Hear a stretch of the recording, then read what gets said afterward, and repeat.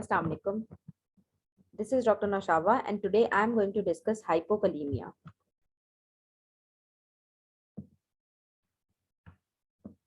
Hypokalemia means decrease in the potassium level. But before discussing what hypokalemia is, you should know what is the normal level of potassium in our body. तो normal जो body में serum potassium level है that is 3.5 to 5 milliequivalent per litre. तो कोई भी value अगर 3.5 से कम है तो उसको हम हाइपोकलीमिया लेबल करेंगे और अगर 5 से ज्यादा है तो हाइपरकलीमिया. Hypokalemia is basically defined as potassium level which is less than 3.5 milli equivalent per liter. और 3.5 मिली एक्विवेलेंट पर लीटर से कितना कम होगा ये डिसाइड करेगा सेवेरिटी ऑफ हाइपोकलीमिया. अगर बहुत थोड़ा कम है तो उसको हम माइल्ड हाइपोकलीमिया कहते हैं. एज सच उसको बहुत ज्यादा ट्रीटमेंट की जरूरत नहीं होती. लेकिन अगर पोटेशियम का लेवल बॉडी में 2.5 to 3 milli equivalent per litre है तो उसको हम मॉडरेट हाइपोकलीमिया कहते हैं. माइल्ड हम किस वक्त कहेंगे जब लेवल 3 से 3.5 के दरमियान में है. और अगर लेवल 2.5 से 3 के दरमियान में दैट विल बी मॉडरेट हाइपोकलीमिया. और अगर serum potassium level less than 2.5 है तो उसको हम सीवियर हाइपोकलीमिया लेबल करेंगे. और ये बहुत डेंजरस कंडीशन है. It needs immediate management.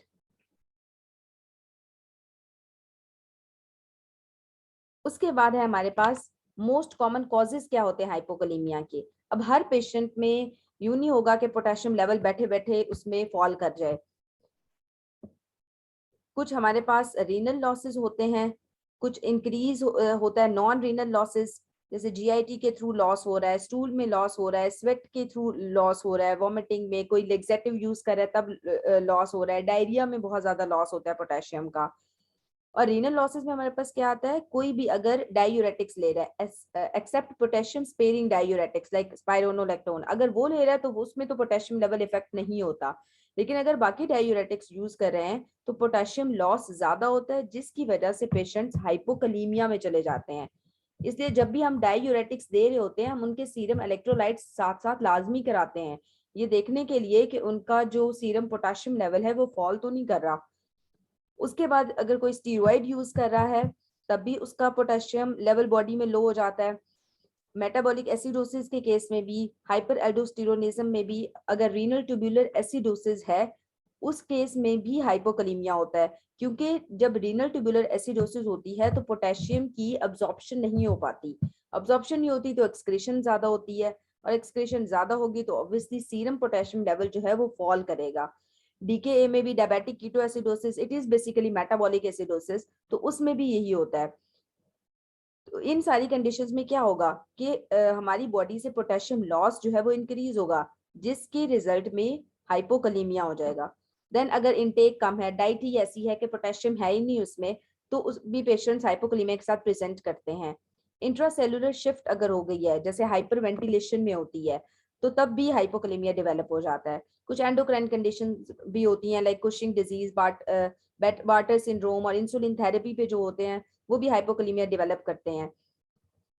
तो मैकेनिज्म्स एज सच इसकी डिटेल में करने की जरूरत नहीं है, आपको कॉजेज पता होने चाहिए. क्योंकि अगर डायबिटीज का पेशेंट प्रेजेंट किया है मसल वीकनेस के साथ, पैरालिसिस के साथ, तो आप डायबिटिक कीटोएसिडोसिस सोचेंगे और डायबिटिक कीटोएसिडोसिस जो है वो सीवियर जीआई लॉस कराती है पोटेशियम का. और पोटेशियम अगर लॉस हो रहा है तो हाइपोकलीमिया. ठीक है. उसके बाद है हमारे पास पैथोफिजियोलॉजी. तो पैथोफिजियोलॉजी में ये डिटेल दी हुई है कि टोटल बॉडी डेफिसिट पोटेशियम का किस किस कंडीशन में होता है, अक्यूट कौन सी कंडीशंस हैं जो पोटेशियम डेप्लीशन कराती हैं, पोटेशियम शिफ्ट कब होता है from extracellular to intracellular space. ये सारी फोर्थ ईयर की चीजें हैं. फाइनल ईयर में पैथोफिजियोलॉजी ऐसे नहीं पूछी जाती, लेकिन आपको कॉजेज मेनली पता होने चाहिए.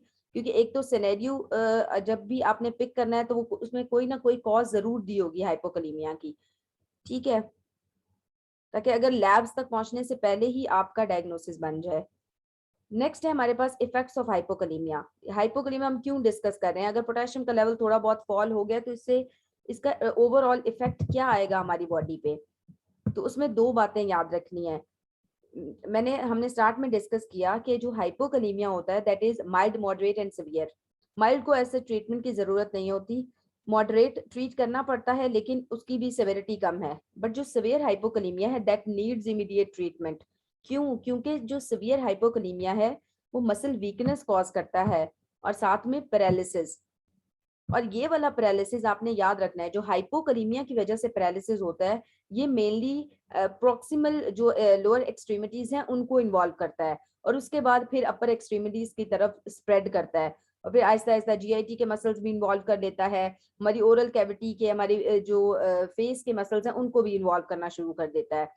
लेकिन ये बहुत अनकॉमन है, ये बड़ी एक्सट्रीम केसेस में जाके होता है। स्टार्ट में जो आपके पास पेशेंट्स प्रेजेंट करते हैं वो मेनली प्रॉक्सिमल लोअर एक्सट्रीमिटीज में पैरालिसिस के साथ प्रेजेंट करते हैं। दूसरी ये थी पहली चीज। दूसरी चीज क्या होती है हाइपोकलीमिया में कि रेब्डोमायोलाइसिस हो जाता है, मसल ब्रेकडाउन शुरू हो जाता है जो सिवियरली पोटेशियम डिप्लीटेड पेशेंट्स होते हैं उनमें। ठीक है, और ये वैसे नॉर्मली नहीं होता, अगर आपको सिवियर हाइपोकलीमिया है तो आपका मसल ब्रेकडाउन नहीं होता अगर आप नॉर्मल एक्टिविटी कर रहे हैं या आप रेस्टिंग कंडीशन में। लेकिन जब आप कोई विगरस एक्सरसाइज करते हैं या कोई और मसल हर्ट होता है तो उस केस में रेब्डोमायोलाइसिस जो है वो ज्यादा सिवियरली डेवलप हो जाता है।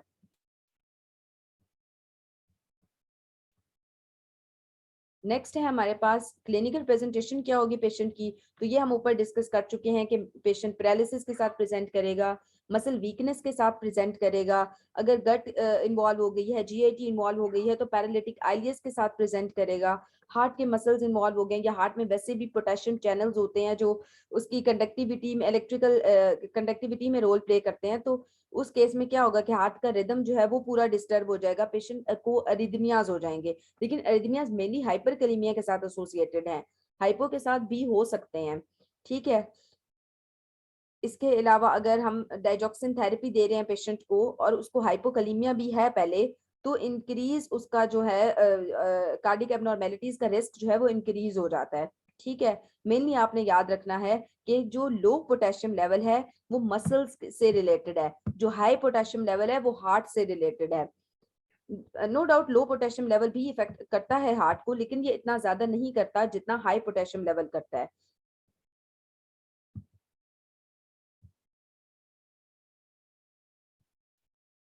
ये थी हमारे पास क्लिनिकल प्रेजेंटेशन। नेक्स्ट है हमारे पास डायग्नोस्टिक अप्रोच क्या होगी। तो डायग्नोस्टिक अप्रोच किसी भी डिजीज को जब भी हम डिस्कस करते हैं हमारे पास ये सारे पैरामीटर्स होते हैं। हम सबसे पहले स्टार्ट करते हैं हिस्ट्री से, फिर हम एग्जामिनेशन करते हैं, फिर हम इन्वेस्टिगेशंस कराते हैं।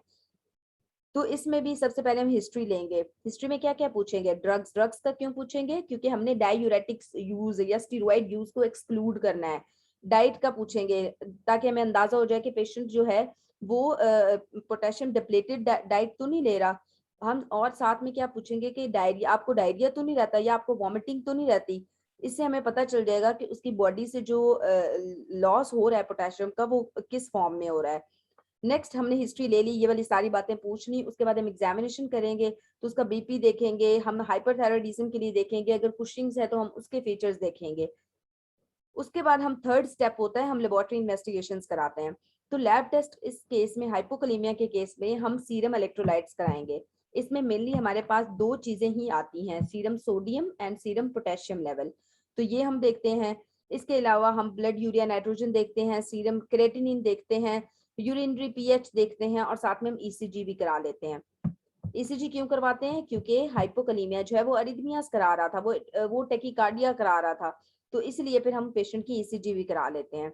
तो मेन आपने जब भी डायग्नोसिस पूछा जाए हाइपोकलीमिया का तो ये वाले सारे पॉइंट्स इसी तरह से लिखने के। सबसे पहले हिस्ट्री लेंगे, हिस्ट्री में जी ये तीन चार बातें पूछेंगे, उसके बाद एग्जामिनेशन करेंगे और फिर हम टेस्ट कराएंगे, और टेस्ट कराने के बाद उसके एंड में हम एक ईसीजी भी करा लेंगे पेशेंट की हार्ट इन्वॉल्वमेंट देखने के लिए।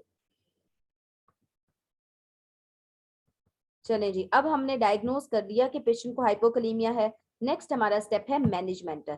मैनेजमेंट में हम क्या करेंगे कि अगर किसी का लॉस हो रहा है तो वो कम करेंगे, अगर इनटेक कम है तो इनटेक बढ़ा देंगे। ठीक है, और अगर ये हम उस केस में करेंगे अगर माइल्ड या मॉडरेट हाइपोकलीमिया है, अगर सीवियर है तो हम उसको रिप्लेस करेंगे फिर। तो हम ओरल भी दे सकते हैं हम पोटेशियम को विद प्लेंटी ऑफ फ्लूइड्स। और अगर पेशेंट ओरली टॉलरेट नहीं कर पा रहा, जैसे कि पेशेंट को वॉमिटिंग है पहले से ही, तो हम उसको फिर आईवी पोटेशियम देते हैं। और आपने एक बात याद रखनी है, हाइपोकलीमिया के पेशेंट को जब भी रिहाइड्रेट करना है उसके लिए नॉर्मल सेलाइन यूज करनी है, डेक्सट्रोज यूज नहीं करना, क्योंकि जब भी आप डेक्सट्रोज यूज करेंगे या ग्लूकोज किसी भी फॉर्म में यूज करेंगे वो बॉडी में पोटेशियम लेवल को मजीद डिस्टर्ब कर देगा। इसीलिए रिहाइड्रेशन हाइपोकैलेमिया के पेशेंट में नॉर्मल सेलाइन के साथ करनी है। इसके अलावा मैग्नीशियम लेवल भी देखेंगे हम, एल्ब्यूमिन लेवल भी देख सकते हैं, लेकिन उनका ऐसा इतना ज्यादा रोल नहीं है। मेनली हमने एक पोटेशियम रिप्लेस करना है ओरली या आईवी, और हमने रिहाइड्रेशन करनी है नॉर्मल सेलाइन के साथ, हमने डेक्सट्रोज यूज नहीं करना।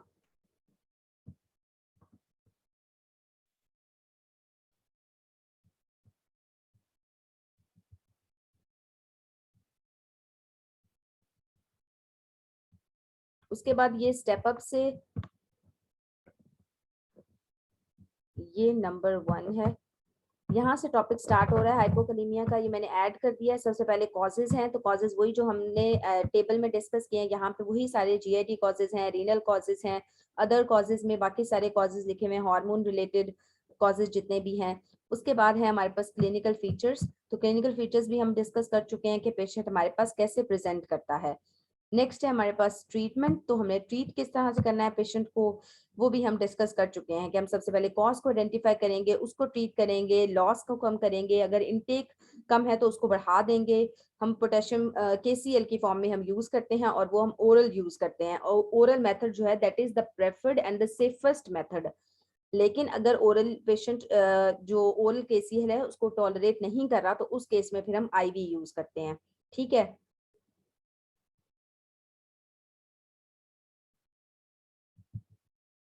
ये वाला हमारा सेकंड पेज है ट्रीटमेंट का। हमने आईवी केसीएल यूज किया, उसके अलावा हम कैल्शियम और मैग्नीशियम लेवल भी पेशेंट का करा सकते हैं। अगर हाइपोकैल्सीमिया या हाइपोमैग्नीसीमिया है तो उसको भी हम कंसिडर करते हैं। लेकिन आपने एक बात जहन में रखनी है, अगर हमने पेशेंट के कैल्शियम और मैग्नीशियम लेवल करना है और उसको और करवाया है और उसका मैग्नीशियम लेवल जो है वो लो आया है, और तो हम जितना मर्जी पोटेशियम इन्फ्यूज करते जाएं, पेशेंट का पोटेशियम लेवल करेक्ट नहीं होगा जब तक कि हम उसका हाइपोमैग्नीसीमिया ट्रीट नहीं करते। तो इसलिए हमने उसका हाइपोमैग्नीसीमिया पहले करेक्ट करना है, उसके बाद हम पोटेशियम करेक्ट करेंगे। ठीक है,